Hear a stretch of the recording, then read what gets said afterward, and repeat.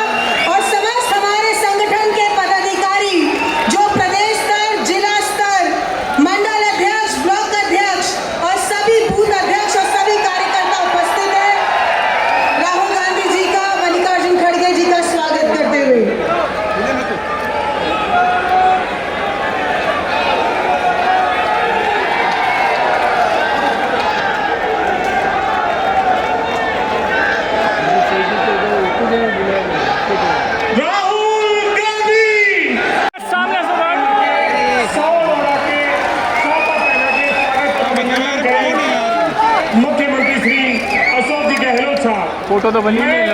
आमंत्रित करना चाहूंगा रंधावा साहब को, वो संत महासचिव श्री केसी वेणुगोपाल जी को माला पहना के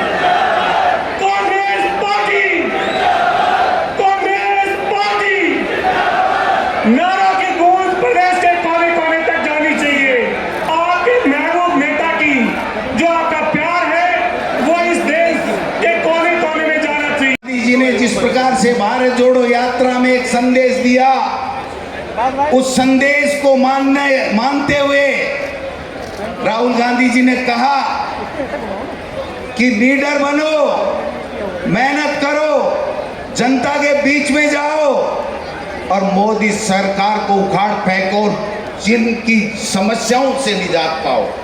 देश के अंदर आज इस प्रकार का वातावरण है। आज मैं निवेदन करना चाहता हूं, राजस्थान के अंदर ये खड़गे साहब और राहुल गांधी जी, ये वो कांग्रेस के बूथ अध्यक्ष से लेकर के हमारे मंडल अध्यक्ष, हमारे तमाम ग्राम पंचायत अध्यक्ष, हमारे चुने हुए पंचायती राज के और नगर निकाय के जनप्रतिनिधिगण, हमारे ब्लॉक की कार्यकारिणी, जिला कार्यकारिणी, जिला के अध्यक्ष और हमारे प्रदेश के वो तमाम कांग्रेस के प्रमुख कार्यकर्ता आज आपका ऐतिहासिक स्वागत करने के लिए आए हैं। आज हमारे लिए बहुत हर्ष का विषय है कि आज के दिन हमारे राजस्थान प्रदेश कांग्रेस कमेटी का 4 मंजिला नए भवन की नींव रखी गई। आदरणीय खड़गे साहब और राहुल गांधी जी दोनों ने साथ आकर के राजस्थान के कार्यकर्ताओं के बीच में इस नए भवन की नींव रखी है। ये नए भवन की नींव ही नहीं है, ये राजस्थान में दोबारा 2023 में भारी बहुमत के साथ में कांग्रेस की विजय का ऐलान करने के लिए कांग्रेस के कार्यकर्ता यहाँ आए हैं। राहुल जी, आपने हमें एक ही बात सिखाई है कि निडर रहो, डरो मत और बब्बर शेर बन करके इस मोदी सरकार का विरोध करो, इसकी गलत नीतियों का विरोध करो। ये वो बब्बर शेर हैं जिन्होंने कमर कस ली है कि 2023 भी हमारा होगा और 2024 भी हमारा होगा। इस मोदी सरकार को उखाड़ फेंकेंगे, चाहे वो कितने भी संवैधानिक संस्थाओं का दुरुपयोग कर ले, चाहे वो कुछ भी कर ले। हमारे पास में मल्लिकार्जुन खड़गे साहब जैसा नेता, जिनके अध्यक्ष बनने के बाद में हमने चाहे हिमाचल हो चाहे कर्नाटक हो, भारतीय जनता पार्टी को और मोदी जी के चेहरे को धूल चटाने का काम किया है, इनको परास्त करने का काम किया है।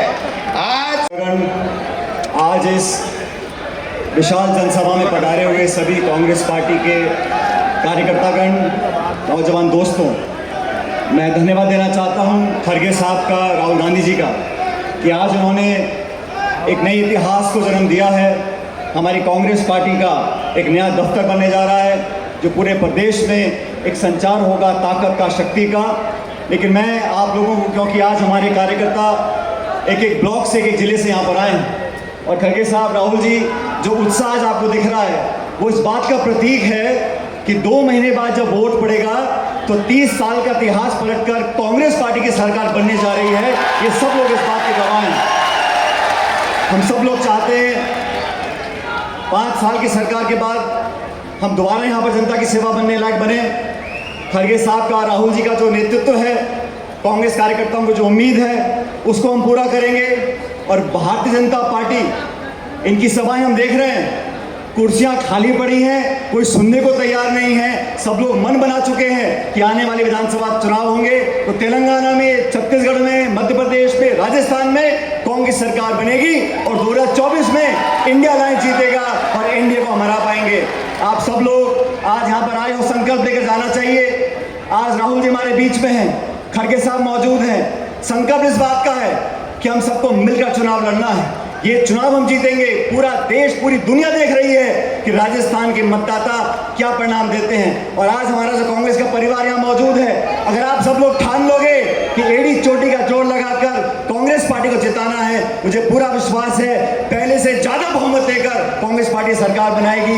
मैं एक बार पुनः राहुल गांधी जी का, खड़गे साहब का बहुत बहुत स्वागत करता हूँ और आप लोगों को आश्वस्त करता हूँ, हमारी जो बिल्डिंग बनेगी उससे पहले पहले हमारी सरकार बन जाएगी, दिल्ली में भी और जयपुर में भी। बहुत बहुत धन्यवाद। राम राम सर। डॉक्टर चंद्रभान जी, सचिन पायलट जी, मोहन जितेंद्र सिंह जी, महेंद्र मालवीय जी और तमाम उपस्थित मंच पर बैठे हुए हमारे नेतागण, जिला अध्यक्षगण, ब्लॉक अध्यक्षगण, मंडल अध्यक्षगण, कार्यकारिणी सदस्यगण,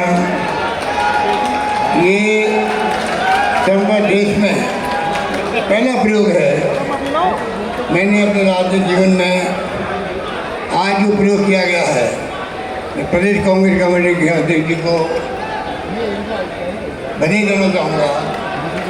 पूरा कांग्रेस परिवार, खड़गे साहब को, राहुल साहब को मैं कहना चाहूँगा, ये परिवार कांग्रेस परिवार बैठा हुआ आपके सामने, ये परिवार है। हर गांव से, हर ढाणी से, हर परिवार से कांग्रेस कार्यकर्ता आज मौजूद है जयपुर में। क्यों? क्योंकि उनका खुद का जो है एक इतिहास बन रहा है। आज़ादी के बाद में पहली बार प्रदेश कांग्रेस कमेटी खुद का भवन बनना तमाम कांग्रेस के लिए, जनों के लिए एक गर्व की बात है। इस मुबारक मौके पर मैं आभार व्यक्त करूँगा खड़गे साहब का, राहुल जी का, आपने आने में स्वीकृति दी, इसके लिए हम सब आपके आभारी हैं।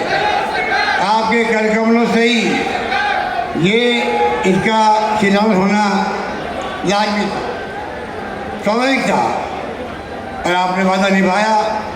आज पूरे राजस्थान के अंदर कांग्रेस खुश हैं। हमारी पार्टी के मुखिया सब मौजूद हैं। इस मुबारक मौके पर अब शानदार कांग्रेस भवन बनेगा, एक नई शुरुआत होगी राजस्थान के अंदर। कांग्रेस का झंडा बुलंद रहेगा, और जो चुनौती हो रही है देश के सामने, उसका आवाज़ हम सबको है। चुनौती चाहे लोकतंत्र खतरे की हो, संविधान की धज्जियाँ उड़ रही है। राहुल गांधी जी की भारत जोड़ो यात्रा ने इतिहास बना दिया। महंगाई के साथ में, बेरोजगारी के साथ में सबसे बड़ी बात थी वो है नॉन वायलेंस, अहिंसा। अहिंसा के क्या मायने आप समझ सकते हो। राजस्थान में दावे के साथ कह सकता हूँ, राहुल जी और खड़गे साहब, सिरमौर बनेगा। हमने यहाँ पर शांति व अहिंसा का सरकार ने विभाग बना दिया जो देश में कहीं नहीं है। हमने 20,000 लोगों को ट्रेनिंग करवा दी गांव-गांव के अंदर। म्यूजियम बन रहा है जिसका आप अभी उद्घाटन करेंगे। 2 अक्टूबर को रैली निकलेगी। 2 अक्टूबर को जयपुर की सड़कों पर मौन जुलूस निकलेगा। राहुल जी, जो आपका भारत जोड़ो यात्रा में जो संदेश था, प्यार का, मोहब्बत का, नफरत के बाजार में मोहब्बत की दुकानें, उस थीम को आगे बढ़ा रहे, थीम को आगे बढ़ा रहे हम लोग। हमारा बजट जो है, चाहे महंगाई रात का हो, चाहे कानून बनाया हमने एक से एक बढ़ कर के किसानों के लिए बनाया। कोई जमीनें कुर्की नहीं होगी बगैर सुनवाई की होगी। जिस वर्कर का बना दिया आपकी सलाह थी।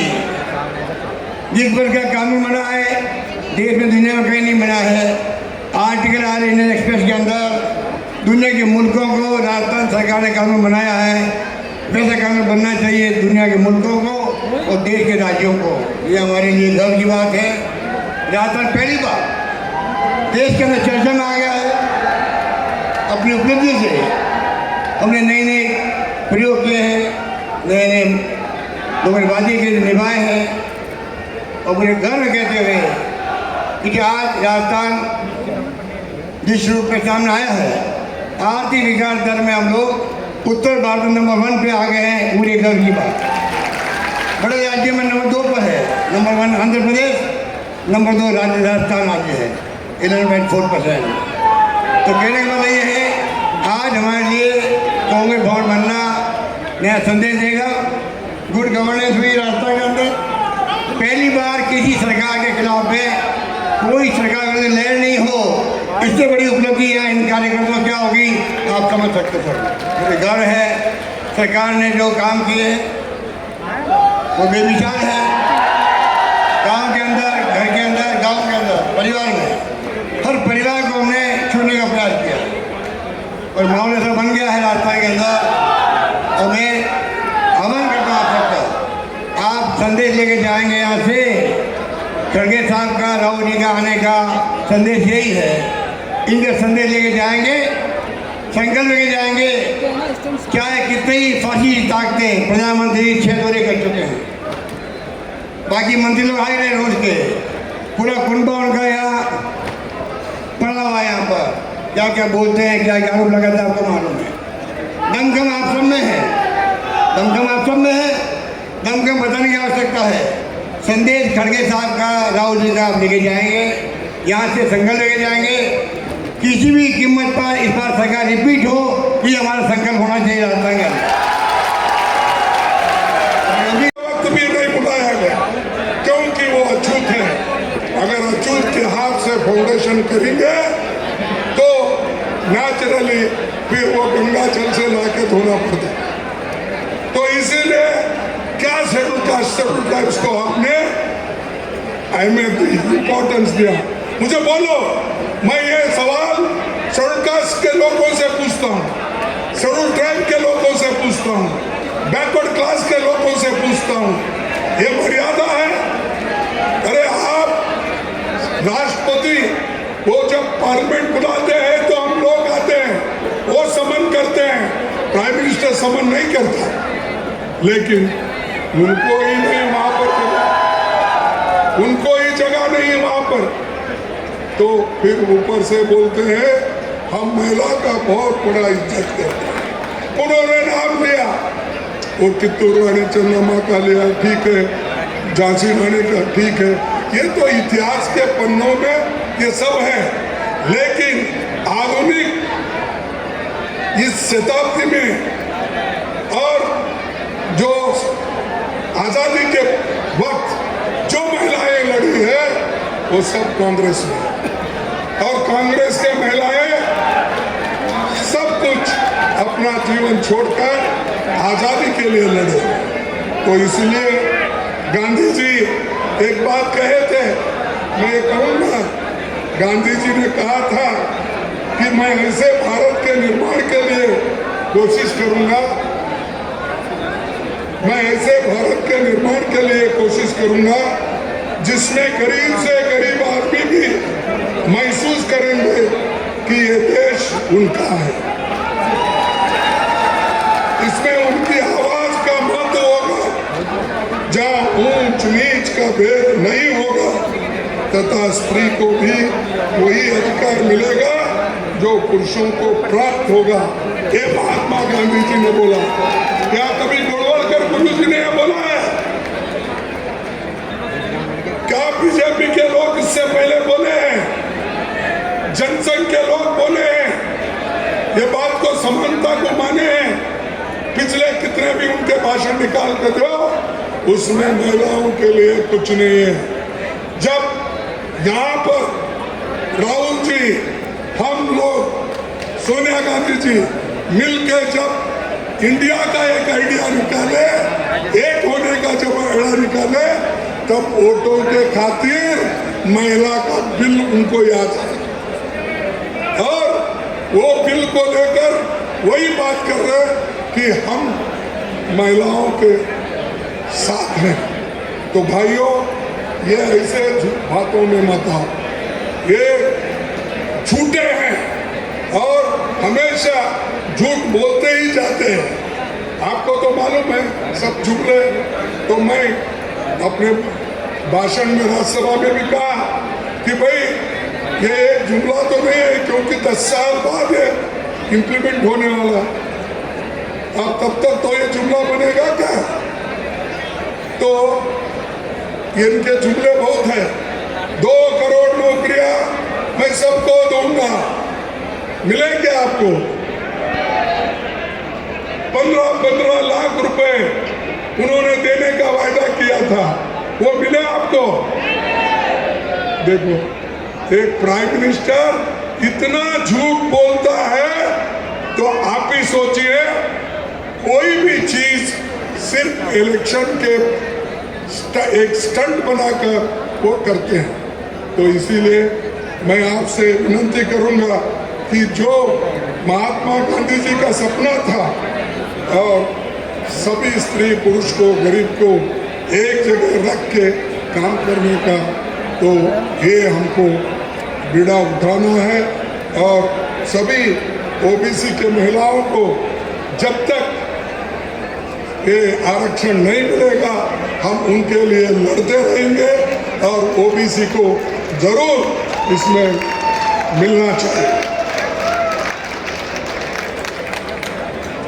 73-74 संशोधन हम किए।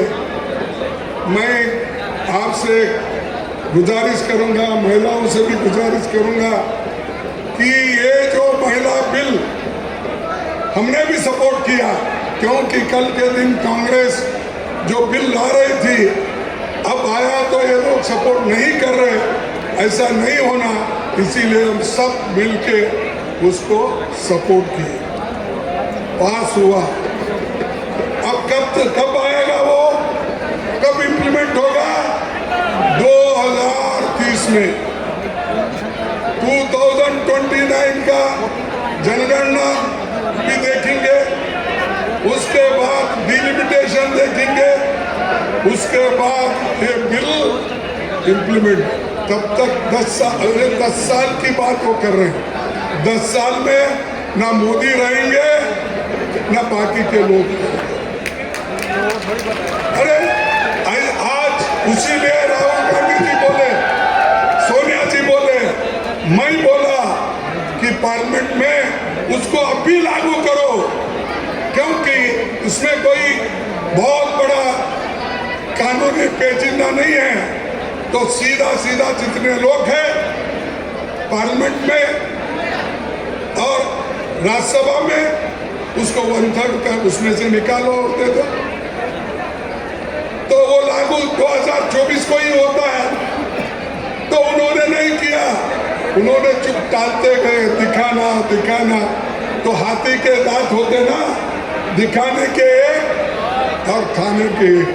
वैसा मोदी जी का हो गया, मैंने लाया और क्या जश्न मना रहे उसका। औरतें आ रहे, कोई फूल डाल रहे उसके ऊपर, आ रहे, कोई पैर पड़ रहे, इन्हों भी पैर पड़ रहे किसके। यानी जो चीज हम 30 साल पहले 89 में किए थे और उन्हीं के वजह से रुक गया था, और वही लोग आज हीरो बन के फिर रहे हैं। तो लोग होशियार है, सियाने हैं, ये कभी उनके झांसे में नहीं आएंगे, और जो कुछ किए हैं ये हमने किया है। आपको वोटिंग का अधिकार भी कांग्रेस ने दिया है। पंडित जवाहरलाल नेहरू,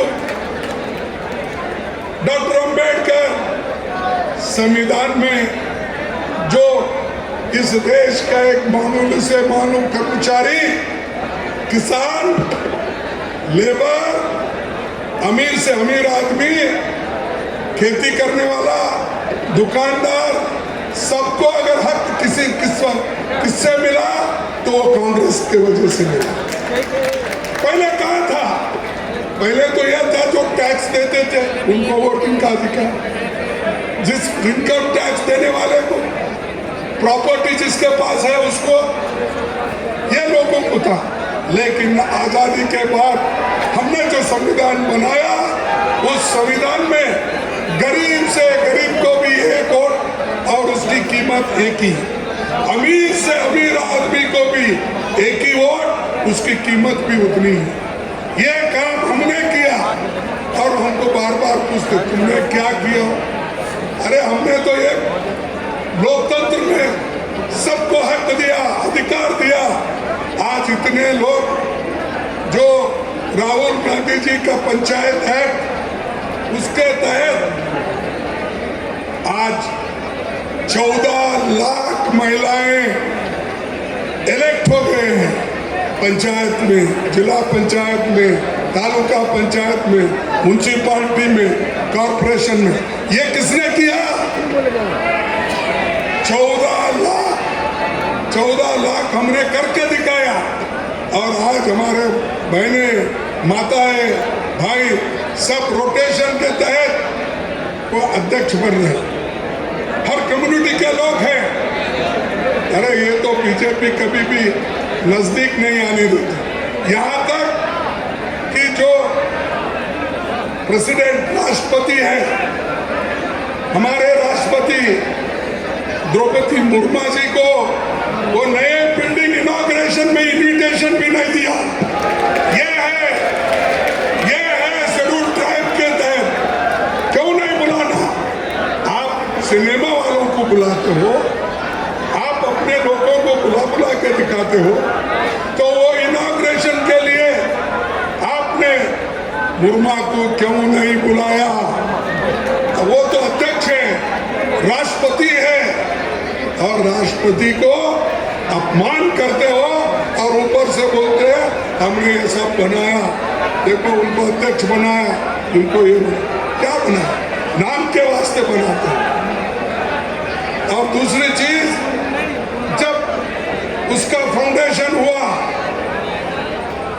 उसके फाउंडेशन के वक्त भी हमारे जो लेकिन यहाँ पर ऐसा नहीं है। मोदी जी क्या किए, हमारे खिलाफ 2-3 कैंडिडेट खड़ा करते हैं। एक तो बीजेपी का कैंडिडेट, दूसरा ईडी का कैंडिडेट, तीसरा सीबीआई का कैंडिडेट, चौथा इनकम टैक्स का कैंडिडेट। इतने कैंडिडेट हमारे खिलाफ खड़े करते हैं। इन सबको मात करके हमको जीतना है, क्योंकि जब चाहे तब वो सीबीआई लगा देंगे, ईडी लगा देंगे। हमारा जब सम्मेलन होते हैं, हमारे जब कार्यक्रम होते हैं, दूसरे दिन ही छापा पड़ता है या उसी दिन छापे डालते हैं। अगर कल हमारा एक संगठन के तौर पर मीटिंग है, तो तब उसके पहले एक दिन हमारे ऊपर छापे गिरते हैं। क्यों? ये क्या डेमोक्रेसी है? और ऊपर से बोलते हैं हम डेमोक्रेटिक है। हम बहुत काम जो लोकतंत्र के अनुसार करते हैं। कहाँ है वे लोकतंत्र के अनुसार? तुम्हारा हर जगह आप लोगों के ऊपर डरा धमका के आप काम कर रहे हैं। और दूसरी चीज, ये सब देखने के बाद आप दोबारा हमारी सरकार यहाँ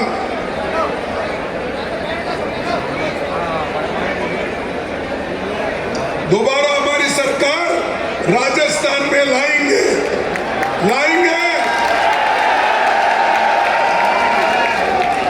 तो मैं इस पे समझ चाहता हूं कि आप लाने और हम लोग आपके साथ हैं। क्यों है? कि आप लोगों का काम कर रहे हो, इसलिए हम आपके साथ हैं। और जब तक सब हम मिलके डिसिप्लिन के साथ हमको काम करना है और एकजुट अगर नहीं रहते, हम बड़े मुश्किल में हम जाते हैं। इसीलिए मैं एक बात कहूंगा, किसी शायर ने ये कहा है, एक पल रुकने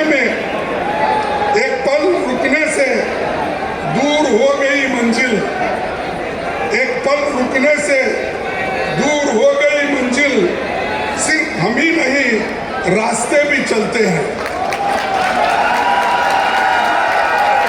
तुम रुक जाओ तो वहीं खड़े हो जाएंगे, अगर चलते रहेंगे तो रास्ते भी चलते रहेंगे। तो इसीलिए दोस्तों, मेरा कहना है, छोटी मोटी बातें भूल जाओ। हमको सोनिया गांधी जी जिन्होंने मेहनत करके इस पार्टी को जिंदा रखने की पूरी कोशिश की, राहुल गांधी जी 4038 किलोमीटर पैदल चले, भारत जोड़ो की यात्रा की, भीषण गर्मी में, बारिश में, आंधी में, तूफान में, बर्फबारी में यात्रा चलती रही। जनता का सवाल उन्होंने बुलंद किया, उठाया। इसीलिए हम सबको ये सीखना चाहिए, हम लोगों को अगर हकूक मिलना है, लोगों को खुश रखना है, तो जो मेहनत राहुल जी कर रहे हैं, जो मेहनत सोनिया गांधी जी कर रहे हैं, हम इसको आगे बढ़ाना है। इसीलिए मैं आपसे यही विनती करूंगा कि और इधर एक बात आ रही है। परसों हिंदुस्तान के सिर्फ 5% बजट पे निर्णय लेते हैं, मतलब 3 है, और सरकार में उनकी कोई पावर नहीं है। कोई नहीं सुनता उनकी, उनको कोने में रखा हुआ है।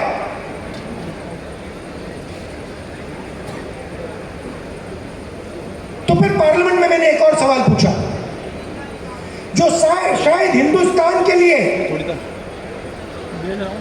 ओबीसी वर्ग के लिए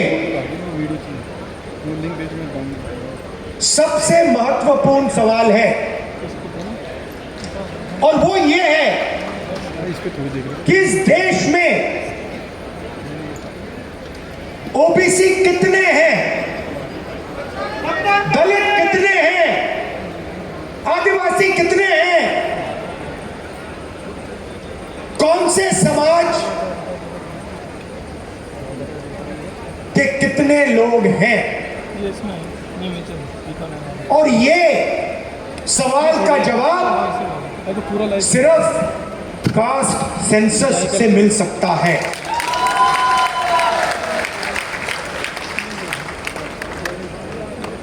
जैसे ही मैंने कास्ट सेंसस की बात शुरू की पार्लियामेंट हाउस में, आप देख लेना, बीजेपी लोग, बीजेपी के नेता, बीजेपी के मंत्री, एमएलए सब चिल्लाने लगे, मेरी आवाज को दबाने की कोशिश की। टीवी का कैमरा हिल गया कि देश के ओबीसी को यह पता ना लगे कि हिंदुस्तान की सरकार को जो चलाते हैं, 90 लोग जो चलाते हैं, उनमें से सिर्फ 3 ओबीसी वर्ग से आते हैं।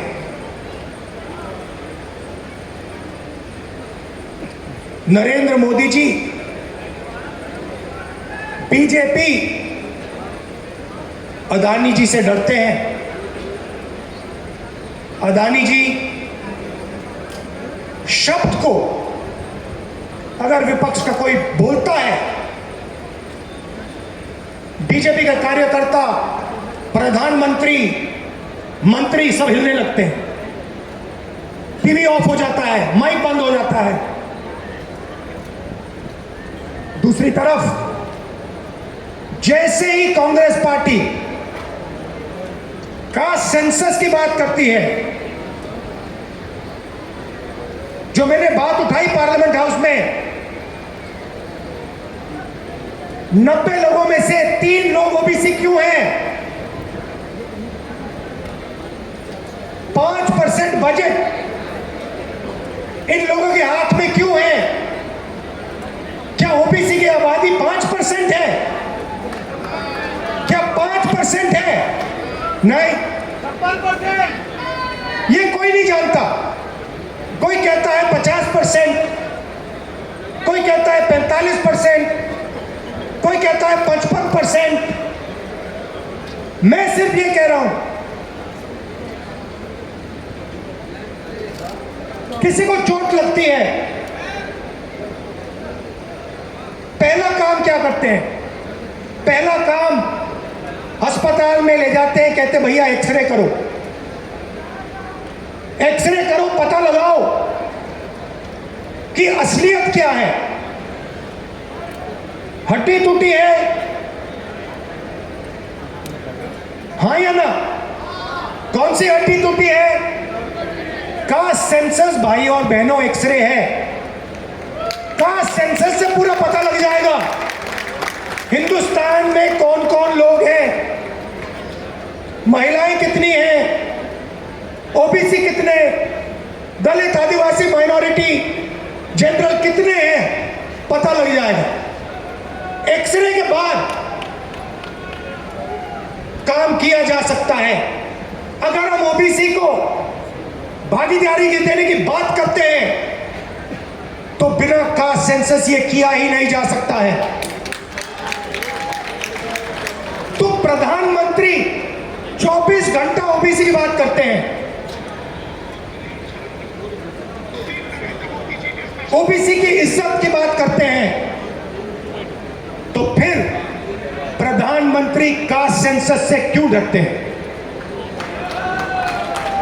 प्रधानमंत्री जी अगले, मगर ये इन्होंने पहले नया बहाना बनाया, इंडिया वर्सेस भारत। कोई झगड़ा नहीं इंडिया और भारत के बीच में, मगर इन्होंने कोशिश की भैया इंडिया और भारत के बीच में लड़ाई करा। थोड़े दिनों में उनको पता लग गया कि जनता इसको एक्सेप्ट नहीं करेगी, जनता ये बात को सुनने के लिए तैयार ही नहीं है। प्रॉब्लम हो गई। अब स्पेशल सेशन में क्या करें? स्पेशल सेशन तो अनाउंस कर दिया, अब क्या करें? चलो महिला आरक्षण की बात करते हैं। अब देखिए, महिला आरक्षण का हमने पूरा समर्थन किया है। राजीव गांधी जी पंचायती राज में महिला आरक्षण लाए थे, हमने बिल का सब पार्टियों ने, इंडिया ने, जो हमारा गठबंधन है, सब पार्टियों ने कहा हम इस बिल को पूरा समर्थन देते हैं। मगर इसमें हमारे 2-3 सवाल हैं, सवाल के जवाब दे दीजिए। पहला सवाल, इसमें ओबीसी महिलाओं के लिए रिजर्वेशन क्यों नहीं किया?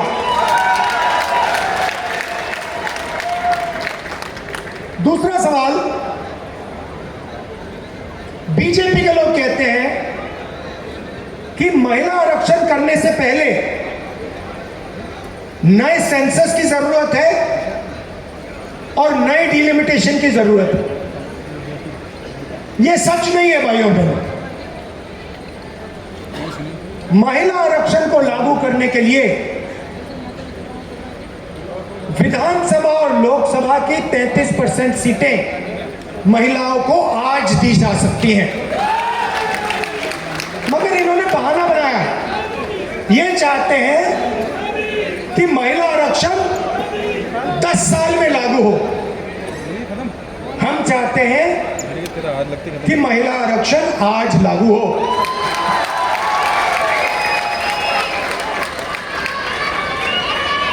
और ओबीसी महिलाओं को महिला आरक्षण का फायदा मिले।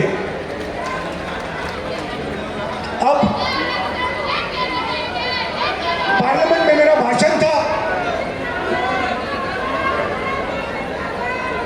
तो भाषण के लिए मैंने थोड़ी रिसर्च की।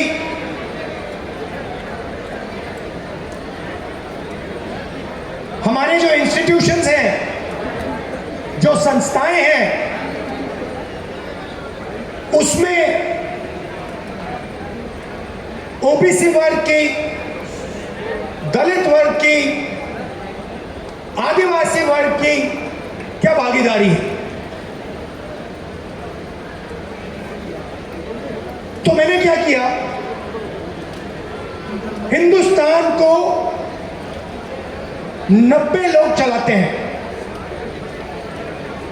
हिंदुस्तान को, आज के हिंदुस्तान को एमएलए और एमपी नहीं चलाते हैं। आज के हिंदुस्तान को प्रधानमंत्री 90 अफसरों के साथ चलाते हैं। वो कौन है? वो हिंदुस्तान की सरकार के सेक्रेटरीज हैं। हर मिनिस्ट्री को, सेंट्रल मिनिस्ट्री को सेक्रेटरी चलाते हैं। तो मैंने एक बात चेक की कि ये जो लोग 90 लोग हैं जो हिंदुस्तान की सरकार को चलाते हैं, पूरा का पूरा पावर इनके हाथ में है। हिंदुस्तान किस ओर जाएगा, शिक्षा में क्या निर्णय लिए जाएंगे, स्वास्थ्य में क्या निर्णय लिया जाएंगे, नरेगा का डिजाइन कैसे होगा, भोजन के अधिकार का डिजाइन क्या होगा, ये 90 लोग चुनते हैं, ये डिसाइड करते हैं। तो मैंने सोचा देखता हूं इन 90 लोगों में से नरेंद्र मोदी जी की सरकार में ओबीसी कितने हैं। नरेंद्र मोदी जी 24 घंटे ओबीसी की बात करते हैं। भाई और बहनों, आप दूर दूर से आए हैं,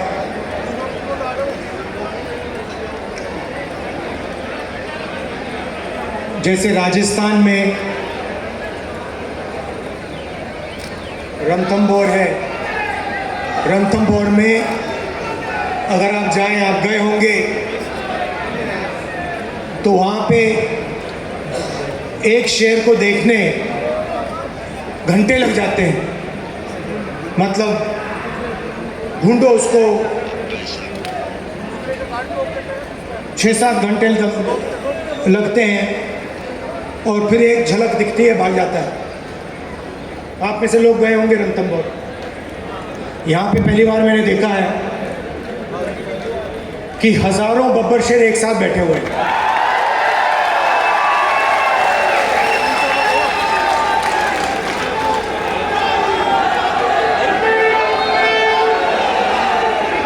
शांति से बैठे हुए हैं।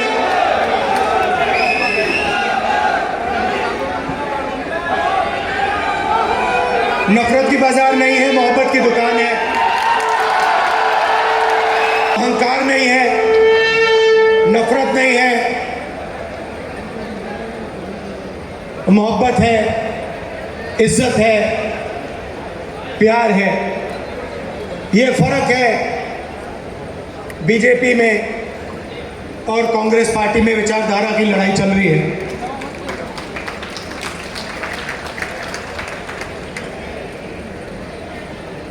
कुछ दिन पहले मैंने पार्लियामेंट में अदानी जी वाला भाषण दे दिया। देखा होगा आपने, पार्लियामेंट में देखा। अब इनकी नई आदत है, वो टीवी ऑफ कर देते हैं। पहले माइक ऑफ करते थे, अब टीवी ऑफ कर देते हैं। तो पता नहीं आप में से सबने देखा या नहीं देखा, मगर बीजेपी वालों ने जरूर देखा। और उसके बाद मेरी जो लोकसभा की सदस्यता है उसे रद्द कर दिया। जैसे गाड़ी में एक्सेलरेटर दबाते हैं, वैसे ही मेरे केस का एक्सेलरेटर दबा दिया और 2 दिन में मतलब निर्णय ले लिया। पहली बार हिंदुस्तान में डिफॉर्मेशन के लिए मैक्सिमम पनिशमेंट 2 साल की मेरी लोकसभा की जो मेंबरशिप है रद्द कर दी। क्योंकि डर लगता है। डर लगता है। जैसे ही 2 चीजें हैं, आप एक काम करो, कांग्रेस पार्टी के बब्बर शेरों, कोई भी बीजेपी का कार्यकर्ता आपके सामने आए, उसके सामने अदानी नाम ले लो, भग जाएगा।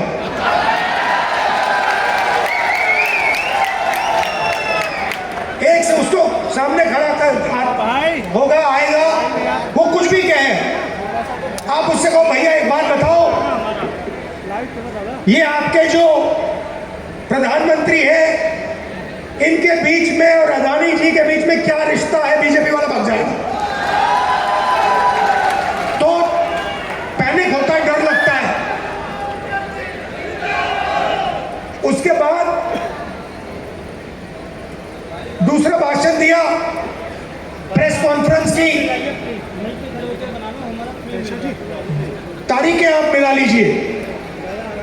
जैसे ही मैंने लोकसभा में भाषण दिया, वैसे ही मेरे केस पर एक्सेलरेटर दबा दिया गया। उसके बाद इंटरनेशनल फाइनेंशियल अखबार में अदानी जी के बारे में कहानी आती है। मैंने प्रेस कॉन्फ्रेंस किया, जिस दिन प्रेस कॉन्फ्रेंस किया उस दिन नरेंद्र मोदी जी ने स्पेशल सेशन लागू कर दिया और पहले महिला आरक्षण की बात नहीं थी। आपको याद होगा, पहले हिंदुस्तान के नाम को बदलने की बात थी। याद है आपको? इंडिया से भारत। अब पहली बात कॉन्स्टिट्यूशन में, मगर ये इन्होंने पहले नया बहाना बनाया, इंडिया वर्सेस भारत। कोई झगड़ा नहीं इंडिया और भारत के बीच में, मगर इन्होंने कोशिश की भैया इंडिया और भारत के बीच में लड़ाई कराओ। थोड़े दिनों में उनको पता लग गया कि जनता इसको एक्सेप्ट नहीं करेगी। जनता ये बात को सुनने के लिए तैयार ही नहीं है। प्रॉब्लम हो गई। अब स्पेशल सेशन में क्या करें?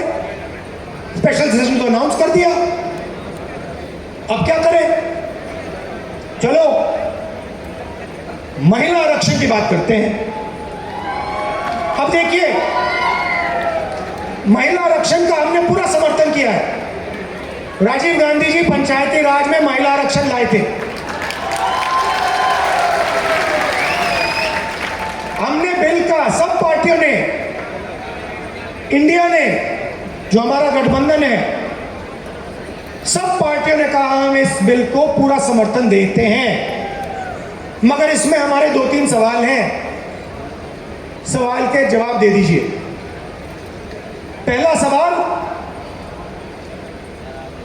इसमें ओबीसी महिलाओं के लिए रिजर्वेशन क्यों नहीं किया? दूसरा सवाल, बीजेपी के लोग कहते हैं कि महिला आरक्षण करने से पहले नए सेंसस की जरूरत है और नए डिलिमिटेशन की जरूरत है। यह सच नहीं है भाइयों बहनों। महिला आरक्षण को लागू करने के लिए विधानसभा और लोकसभा की 33% सीटें महिलाओं को आज दी जा सकती हैं। मगर इन्होंने बहाना बनाया, ये चाहते हैं कि महिला आरक्षण 10 साल में लागू हो। हम चाहते हैं कि महिला आरक्षण आज लागू हो।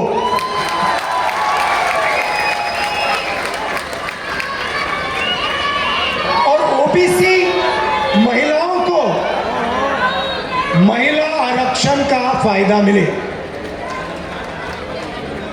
अब पार्लियामेंट में मेरा भाषण था,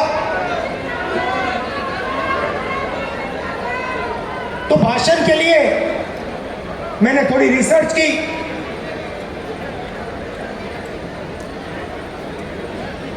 हमारे जो इंस्टीट्यूशंस हैं, जो संस्थाएं हैं, उसमें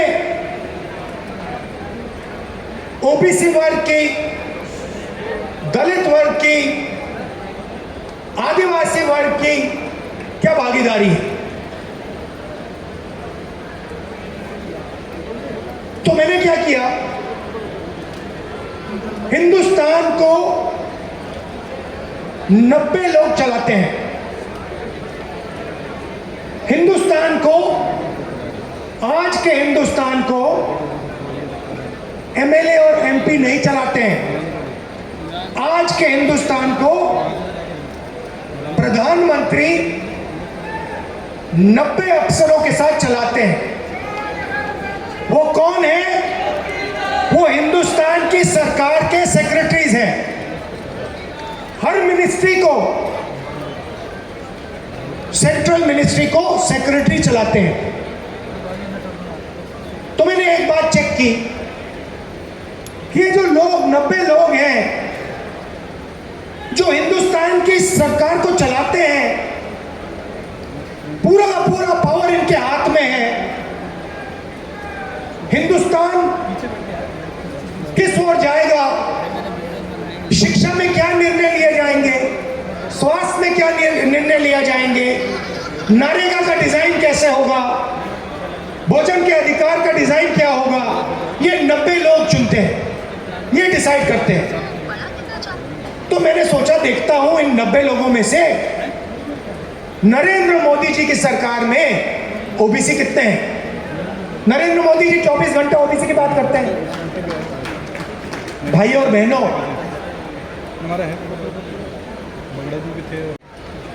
हिंदुस्तान के सिर्फ 5% बजट पे निर्णय लेते हैं,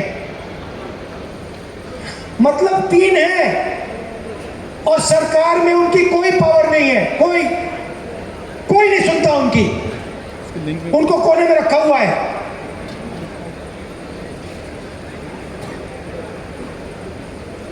तो फिर पार्लियामेंट में मैंने एक और सवाल पूछा जो शायद हिंदुस्तान के लिए, ओबीसी वर्ग के लिए सबसे महत्वपूर्ण सवाल है, और वो ये है कि इस देश में ओबीसी कितने हैं, दलित कितने हैं, आदिवासी कितने हैं, कौन से समाज के कितने लोग हैं। और ये सवाल का जवाब सिर्फ कास्ट सेंसस से मिल सकता है।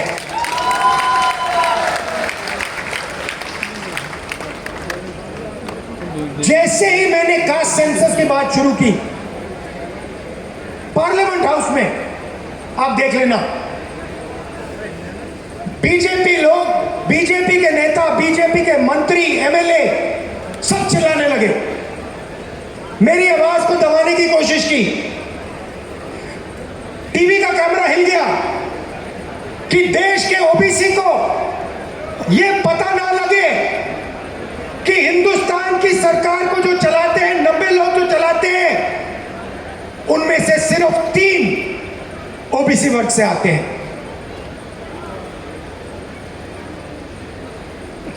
नरेंद्र मोदी जी, बीजेपी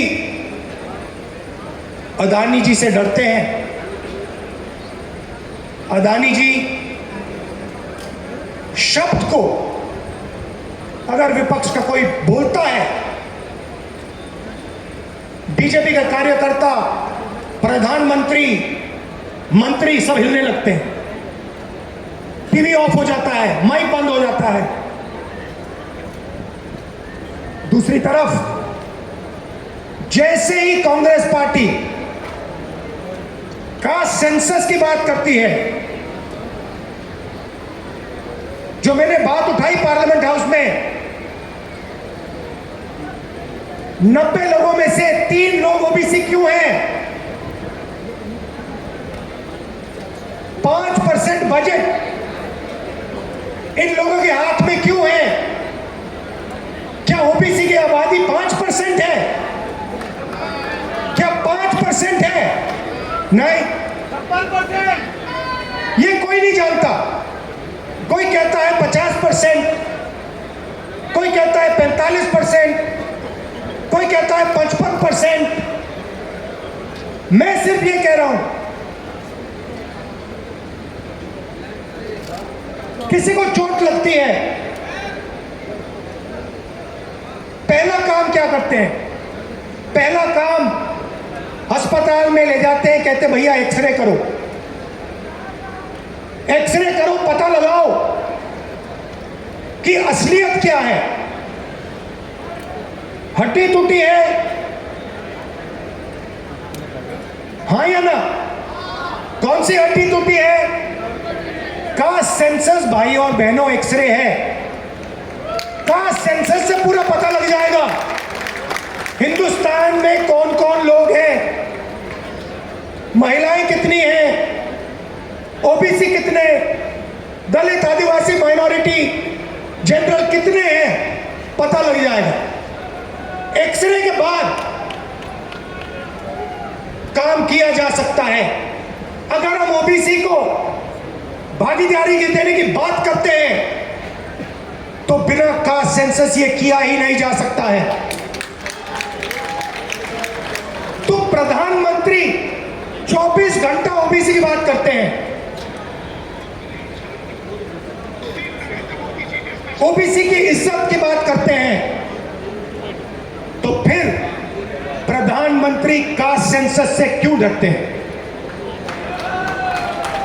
प्रधानमंत्री जी अगले